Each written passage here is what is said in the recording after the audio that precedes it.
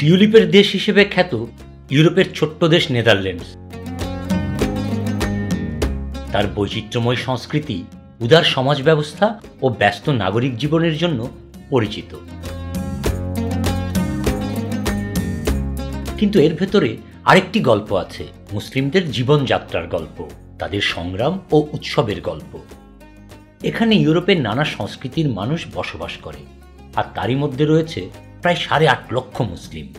এরা বিভিন্ন দেশ থেকে এখানে এসেছেন। তুরস্ক, মরক্কো, ইন্দোনেশিয়া, সোমালিয়া, বাংলাদেশ ও পাকিস্তানের মতো দেশগুলোর মানুষ নতুন করে জীবন শুরু করেছেন এখানে এসে। এখানে মুসলিমরা একদিকে যেমন ইউরোপীয় আধুনিকতার সঙ্গে মানিয়ে চলেন, অন্যদিকে নিজের ধর্মীয় ও সাংস্কৃতিক ঐতিহ্যকেও ধরে রাখেন।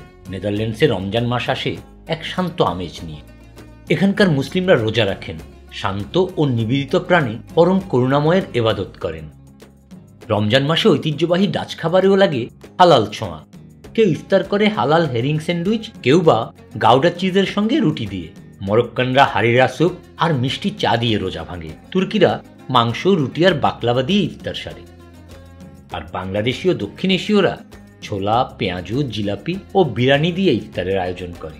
ইন্দোনেশিয়ান আর সুরিনামিজ মুসলিমদের টেবিলে থাকে ইন্দোনেশিয়ান ফ্রাইড রাইস, নাসি গারিং আর বাদামের স্যুপের মতো বিশেষ খাবার। তবে সবার মাঝেই থাকে খেজুর, যা রমজানের সবচেয়ে পবিত্র ও পরিচিত খাবার।